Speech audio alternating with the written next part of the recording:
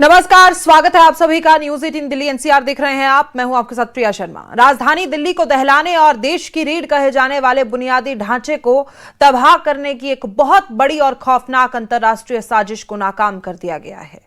Delhi police की special cell ने एक ऐसे आतंकी संगठित अपराध नेटवर्क का भांडाफोड़ किया है जिसके तार सीधे पाकिस्तान की खुफिया agency ISI underworld don Dawood Ibrahim और दुबई के ऑपरेटरों से जुड़े हुए थे। इस रिपोर्ट में देखिए।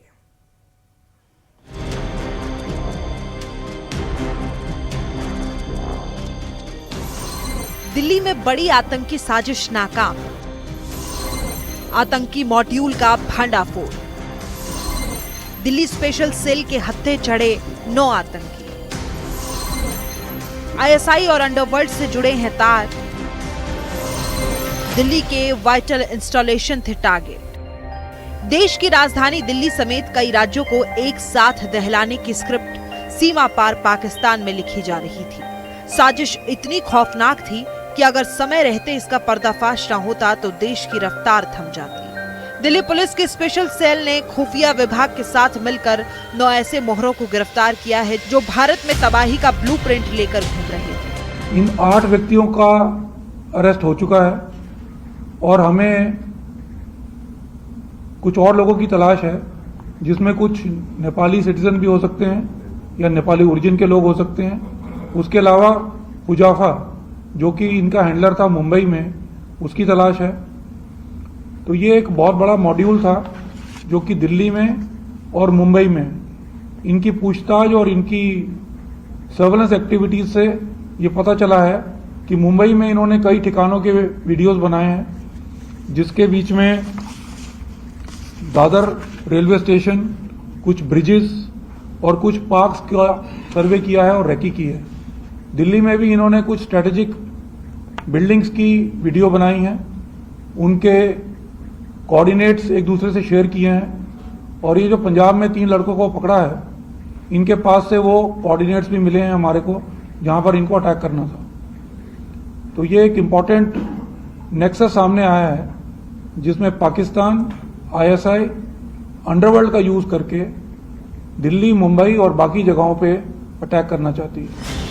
ये गिरफ्तारियां किसी एक जगह से नहीं बल्कि दिल्ली, मुंबई, राजस्थान और पंजाब जैसे कई राज्यों में एक साथ छापेमारी करके की गई है। इनके पास से मिले बारूद और अत्याधुनिक विदेशी हथियारों ने सुरक्षा एजेंसियों के भी होश उड़ा दिए। Munna जिगाड़ा in the year 2001 and he survived 16 years of imprisonment in Bangkok. He was arrested for illegal transportation of drugs, half a kg of drug. So he was sent by Munna Jigada to Delhi for logistics as well as for financial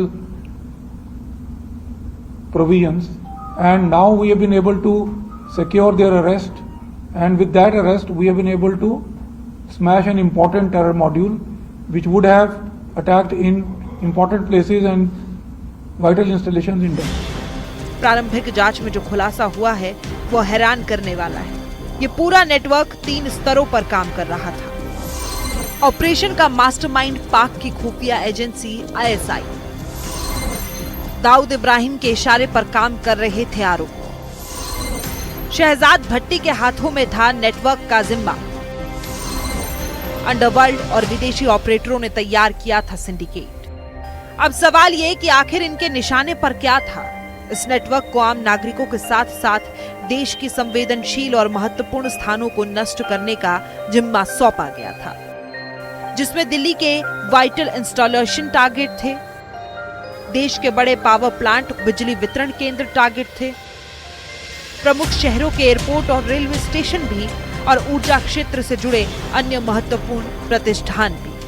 साफ है कि साजिश सिर्फ हमला करने की नहीं बल्कि देश की आवश्यक सेवाओं को पूरी तरह बाधित कर भारत को घुटनों पर लाने की थी। जांच एजेंसियों का दावा है कि पकड़े गए आरोपियों के पास से जो ग्रेनेड और अत्याधुनिक हथियार मिले हैं वो कथित तौर पर सीमा पार से भारत पहुंचाए गए थे। अब एजेंसियां इस बात की कड़ाई से पड़ताल कर रही है कि आखिर अंतर्राष्ट्रीय सीमा पार कराकर ये खेप भारत के भीतर किस लोकल नेटवर्क के जरिए पहुंचाई गई और इस स्लीपर सेल को देश के भीतर कौन कौन खाद पानी दे रहा था। दिल्ली से शंकर आनंद की report, news 18 Delhi NCR. Delhi में मंगोलपुरी थाने से चंद कदम दूर दिन दहाड़े चाकूबाजी की बड़ी वारदात सामने आई है। यहां येस बैंक के कर्मचारी मुकेश पर बाइक सवार ने मामूली कहासुनी के बाद जानलेवा हमला कर दिया। आरोपी ने मुकेश के पेट, कमर और शरीर पर आधा दर्जन से ज्यादा बार चाकू से ताबड़तोड़ वार किए। ये वारदात उस वक्त घटी बैंक कर्मचारी मुकेश जब कार से बैंक के लिए जा रहा था। हमले के बाद आरोपी मौके से फरार हो गया, लेकिन इस पूरी वारदात से इलाके में दहशत का माहौल है। मुकेश को घायल अवस्था में आरएमएल अस्पताल में भर्ती कराया गया है। पुलिस ने मामला दर्ज कर लिया है और आरोपी की तलाश की जा रही है। वहीं कॉमन यूनिवर्सिटी एंट्रेंस टेस्ट की सुबह की पाली की परीक्षा तकनीकी समस्या के कारण करीब 2 घंटे की देरी से शुरू हुई। इससे अभ्यर्थियों को भारी परेशानी का सामना करना पड़ा। हालांकि तकनीकी टीमों ने समस्या की पहचान कर उसे ठीक कर दिया है और परीक्षा प्रक्रिया को सामान्य रूप से पुनः शुरू किया गया है। लेकिन तकनीकी सेवा प्रदाता कंपनी टाटा कंसल्टेंसी सर्विसेज के मुख्य कार्यकारी अधिकारी के कृतिवासन ने बताया है कि तकनीकी खराबी का समय रहते समाधान कर लिया गया। टीसीएस ने परीक्षा आयोजित करने वाले एनटीए के साथ मिलकर कंप्यूटर आधारित परीक्षाओं के सुचारू संचालन के लिए अपनी प्रतिबद्धता दोहराई है।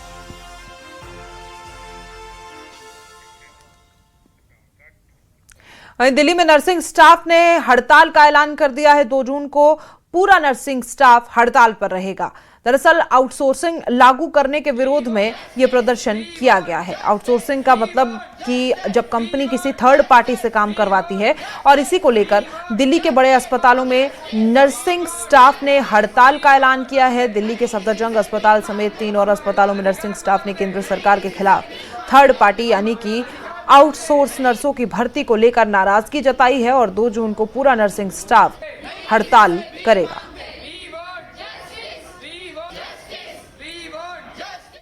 तो वहीं दिल्ली एनसीआर में मौसम का मिजाज बदला है। तेज हवाओं के साथ आंधी चलने से मौसम सुहावना हो गया है। दिन में ही काली घटा छाई, कई इलाकों में तेज बारिश शुरू हो गई है और कई इलाकों में अब बारिश रुक भी चुकी है। आप तस्वीरें देख रहे हैं साउथ वेस्ट डिस्ट्रिक्ट के नानकपुरा इलाके की, जहां पर अचानक मौसम ने करवट ली। तेज हवाओं के साथ आंधी ने मौसम सुहावना कर दिया और दिन में ही काली घटाओं ने आसमान को घेर लिया। हालांकि इन तस्वीरों के बाद से दिल्ली एनसीआर वासियों के मन में एक शांति है, क्योंकि लगातार 45 से 46 डिग्री सेल्सियस पारा क्रॉस कर चुका था और अब लोग एक राहत की सांस लेते हुए नजर आ रहे हैं। वेस्टर्न डिस्टर्बेंस हुई है और दिल्ली एनसीआर के साथ साथ कई और राज्यों में भी बूंदाबांदी और बारिश की तस्वीरें वहां से भी सामने आई है। सबसे पहली धूल भरी आंधी की तस्वीरें राजस्थान के चूरू से सामने आई थी, वो तस्वीरें भी हमने आपको दिखाई थी। उसके बाद से आईएमडी ने अलर्ट जारी किया और बताया जा रहा है कि अगले और 2 से 3 दिन संभावित है कि बारिश हो। साथ ही 2-3 घंटे लगातार कई इलाकों में तेज बारिश की संभावना जताई जा रही है। हालांकि कुछ इलाकों में ठंडी हवाएं चले हैं, लेकिन कुछ इलाकों में बूंदाबांदी की तस्वीरें भी सामने आई है। तो दिल्ली वासी अब इस गर्मी से थोड़ी राहत में है, क्योंकि जहां लगातार पारा बढ़ रहा था, सरकार अपील कर रही थी कि लोग अनावश्यक यात्रा ना करें। उसी के मद्देनजर ये थोड़ी बहुत बूंदाबांदी हुई है, लेकिन एक अलर्ट मैसेज भी अपने फोन पर आपने चेक किया होगा आया था। कई इलाकों में तेज आंधी, बिजली गिरने की संभावनाएं जताई जा रही है। तो ऐसे में एक बार फिर से अलर्ट आप लोगों को दिया गया है कि अनावश्यक यात्रा ना करें, खास तौर पर बिजली के खंभों के आसपास या पेड़ों के आसपास ना खड़े हों।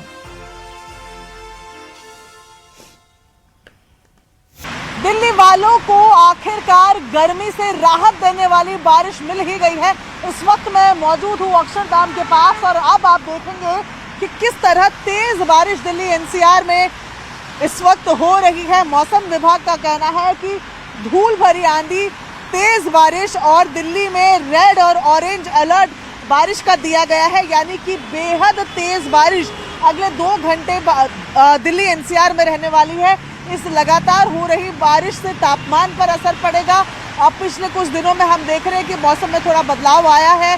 शाम के वक्त हल्की हवाएं चलती है, जिसकी वजह से तापमान थोड़ा कम हुआ है और ऐसे में आज 2 घंटे इसी तरीके की बारिश का प्रेडिक्शन मौसम विभाग की तरफ से दिया गया है और ऐसे में माना जा रहा है कि इस बारिश के बाद गर्मी से भी दिल्ली एनसीआर वालों को राहत जरूर मिलेगी।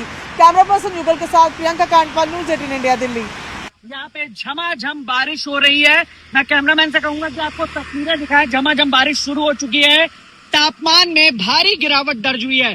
जो तापमान 40 डिग्री के आसपास रहता था वो इस वक्त करीब 32 डिग्री यानी 7 से 8 डिग्री नीचे गिरा तापमान। ऐसे में आम आदमी को राहत मिली है और 2 दिनों से लगातार मौसम जो विशेषज्ञ हैं उनका ये अनुमान भी था कि बारिश होगी। लगातार बारिश हो रही है। ऐसे में एक आम आदमी को राहत भरी सांस है। साथ ही आपको बता दें एयर क्वालिटी इंडेक्स में भी भारी गिरावट दर्ज की है। बीते कुछ दिनों में एयर क्वालिटी इंडेक्स नोएडा और ग्रेटर नोएडा का अगर बात करें तो 300 के पार दर्ज किया जा रहा था, लेकिन अब एक आम आदमी को राहत मिली है, चाहे वो तापमान से हो या AQI से। झमाझम बारिश नोएडा में शुरू है। कैमरामैन विपिन के साथ हिमांशु शुक्ला, न्यूज़ 18 नोएडा। वहीं दिल्ली एनसीआर में मौसम में आए बदलाव के साथ वायु गुणवत्ता में भी सुधार हुआ है। केंद्रीय प्रदूषण नियंत्रण बोर्ड यानी कि CPCB के आंकड़ों के अनुसार शनिवार दोपहर बाद 4 बजे दिल्ली का एयर क्वालिटी इंडेक्स AQI यानी कि 85 रिकॉर्ड किया गया है, जो संतोषजनक श्रेणी में आता है। और पिछले कुछ दिनों से तेज हवा और हल्की बारिश के कारण वायु में मौजूद प्रदूषक कणों का स्तर काफी कम हुआ है। AQI संतोषजनक लेवल पर है 85। हालांकि बहुत कम ऐसा होता है जब दिल्ली NCR के इलाके में इस तरीके का AQI हो। 50 से नीचे बेहद अच्छा माना जाता है, लेकिन अभी भी हालात सुधार होते हुए दिखाई दे रहे हैं। देखिए ग्राफिक के जरिए आप देख सकते हैं किस तरीके से कितना AQI। हम देखते हैं कि दिल्ली में तो अक्सर 300-400 के पार AQI पहुंच जाता है, लेकिन कई दिनों से इस भीषण गर्मी में जब थोड़ी बहुत बूंदाबांदी कई इलाकों में दर्ज की जा रही है और बारिश हो रही है, तो ऐसे में AQI 85 रिकॉर्ड किया, जो कि सेटिस्फैक्ट्री है, संतोषजनक श्रेणी में आता है।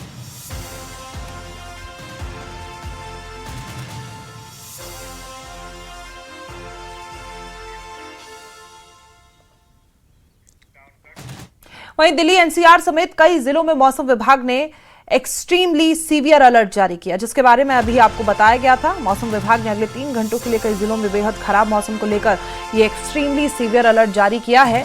अलर्ट के मुताबिक कई इलाकों में तेज आंधी तूफान, बिजली गिरने और मध्यम से भारी बारिश होने की संभावना है। साथ ही ओलावृष्टि भी कई जगहों पर हो सकती है। और इस जारी चेतावनी में कहा गया है कि हवा की रफ्तार 60 से 80 किलोमीटर प्रति घंटा रह सकती है, इसलिए सावधान रहना बेहद जरूरी है।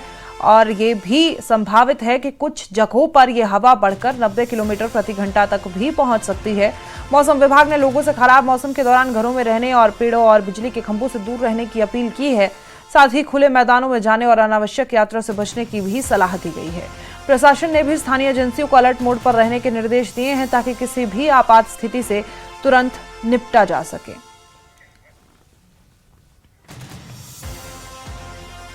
और इसी के साथ वक्त एक